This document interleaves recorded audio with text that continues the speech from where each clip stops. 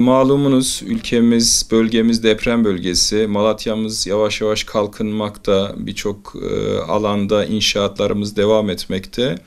Tabii bugünkü gündemimiz bu bölgede meydana gelen iş kazaları. Özellikle de son günlerde, son haftalarda acilimizde de, üniversitemizde de başvuru sayısı artan, iş kaza sayısı oldukça yüksek.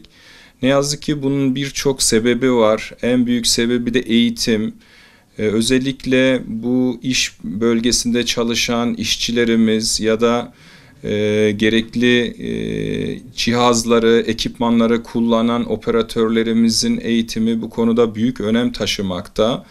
İkinci aşamada da ihmal ve arka arkaya zincirleme meydana gelen olumsuzluklar. Ekipman özellikle çok önemli. İşçilerimiz ya da bu işle ilgilenen diğer işverenlerimiz gerekli ekipman ve teçhizatı yeterince sağlamadığı zaman ne yazık ki yüksekten düşmeler ya da iş esnasında meydana gelecek basit hasarlar daha büyük problemlerle bize gelebilmekte. Kafa travmaları, kol ve bacaklarda meydana gelecek büyük kemik kırıkları, femur kırıkları ya da açık kırıklarla hastalarımız karşılaşabilmekte ve geri dönüşü olmayan bir sürece sevk etmekte. Sakatlıklar, kalıcı sakatlıklar ya da hastanın hayatına mal olacak çeşitli problemlerle karşılaşmaktayız. Tabii bunu önlemenin yolları mevcut. Nedir? Özellikle iş sağlığı ve güvenliği ile ilgili gerekli tedbirlerin, eğitimin tamamlanması lazım.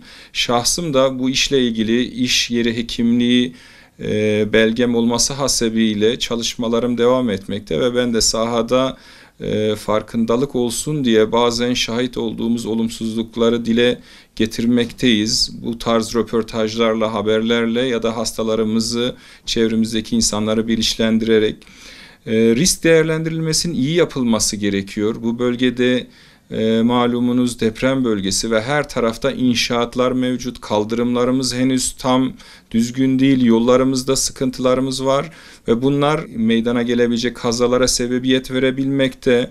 Ekipmandan bahsettik. Özellikle baret kullanımı, eldiven kullanımı ya da iş sahasında çalışacak işçilerimizin gerekli mesai saatine uymaları çok önemli. Uykusuzluk, aşırı çalışma performansı burada çalışan bireyleri ne yazık ki olumsuz etkilemekte ve dikkat dağınıklığına sebebiyet vermekte.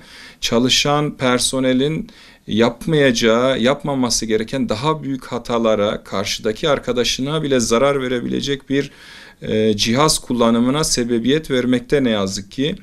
Onun için iş sahasının özellikle çevrelenmesi, gelebilecek taş, çamur ya da gelebilecek kaya parçalarının yayalara, araçlara ya da kaldırımda geçecek insanlara zarar vermemesi için gerekli önleyici, koruyucu problemlerin giderilmesi gerekiyor.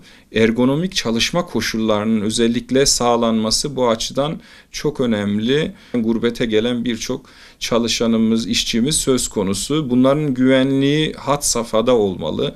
Bunların özellikle bilinçli eğitimleri, çalışma şartlarının düzenlenmesi, koşulların düzenlenmesi ve mesailerinin düzenli olması Bu açıdan çok önemli. Ayrıca çevreye de herhangi bir gürültü, zarar ya da gece çalışma potansiyeli olan işlerde özellikle karanlıkta ışıklandırmanın, aydınlatmanın yeterli olmaması şantiyelerde özellikle iş kazalarına sebebiyet verebilmekte. Araç kullanan operatörlerimizin daha dikkatli ve bilinçli olması gerekiyor. Yapılan istatistikli çalışmalar özellikle iş kazalarının 20 ile 29 yaş aralığında daha çok olduğunu ve bunun en büyük sebebinin genç bireylerde dikkatsizliğin, heyecanın, aşırı hevesin sebebiyet verebildiğini göstermekte ve en sık iş kazalarının sebepleri de yüksekten düşmeler ya da düzgün operatörlük yapılmaması. Bu durumda kendine de çevresine de daha büyük zarar veren bir probleme sebebiyet verebilmekte. Memleketimiz, bölgemiz, Malatya'mız şu an inşaat sahası. Her tarafı bir şantiye alanı ve bu şantiye alanında harfiyat kamyonları olsun, diğer büyük vinç olsun, diğer büyük araçların kullanımıyla ilgili daha dikkatli ve özenli bir çalışmanın yürütülmesi gerekmekte. Bu aracı kullanan şoförlerimizin daha dikkatli olması, çevresindeki küçük araçlara zarar vermeden ya da bu araçların bakımlarını, bu araçların gerekli donanım ve ekipmanlarının düzenli kontrolleri çok önemli. Aksi takdirde ne yazık ki yakın zamanda da frenin boşalması ve harfiyat kamyonlarının birden 8-10 araca dalıp o bölgede büyük hasarlar yol açtığı birkaç kaza son haftalarda özellikle karşımıza geldi. Bu anlamda bir denetimin sıklığı çok önemli.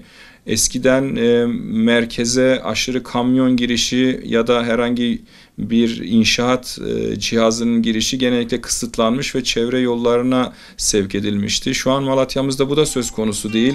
Her yerde söz konusu olan bir inşaat mevcut ve tüm araçlar iç içe beraber seyahat etmekte. Kum taşıyan, toprak taşıyan kamyonda, vinçte, normal bir takside, normal insan taşıyan bir otobüste beraber seyretmekte ve bunlar da riski daha büyük bir üst seviyeye çıkarabilmekte. Dolayısıyla bu anlamda denetimlerin daha sık yapılması, bizim de bu konuda daha duyarlı ve bilinçli bireyler olmamız gerektiği kanısındayım. Evet, neyi soruyorsunuz abla? Ameliyat olmasa bunun durumu nasıl olur?